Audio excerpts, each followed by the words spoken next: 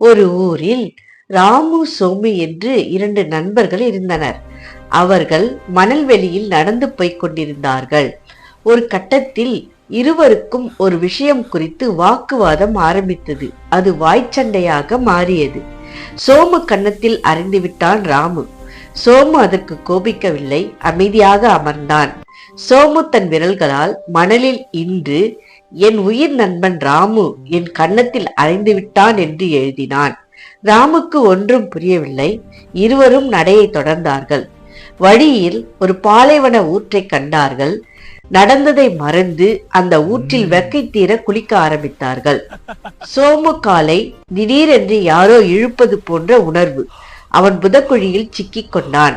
ராமு அதை கண்டதும் பெரும் பிரயத்தனப்பட்டு காப்பாற்றி சோமுவை கரையேற்றினான்.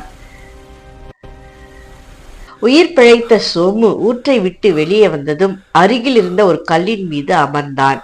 அங்கு ஒரு கல்லை எடுத்து தட்டி தட்டி இன்று என் உயிர் நண்பன் ராமு என் உயிரை காப்பாற்றினான் என்று எழுத ஆரம்பித்தான். இதையெல்லாம் பார்த்த ராமு கேட்டான், நான் உன்னை அறைந்த போது மணலில் எழுதினாய், இப்பொழுது காப்பாற்றி இருக்கிறேன், கல்லில் எழுதுகிறாய், ஏன் இப்படி செய்கிறாய்? இதற்கு என்ன அர்த்தம் நண்பா என்றான். அதற்கு சோமு, யாராவது நம்மை காயப்படுத்தினால் அதை மணலில் எழுதிவிடு. மன்னிப்பு எனும் காற்று அதை அழித்து விட்டு போய்விடும்.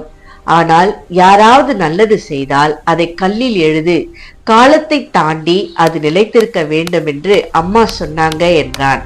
வேதத்தில் ஒருவருக்கொருவர் தயவாய் இருங்கள், கருணையுள்ளவர்களாய் தேவன் கிறிஸ்துவில் உங்களை மன்னிப்பது போல நீங்களும் ஒருவரை ஒருவர் மன்னியுங்கள் என்று எபேசியர் 4:32 எழுதப்பட்டிருக்கிறது.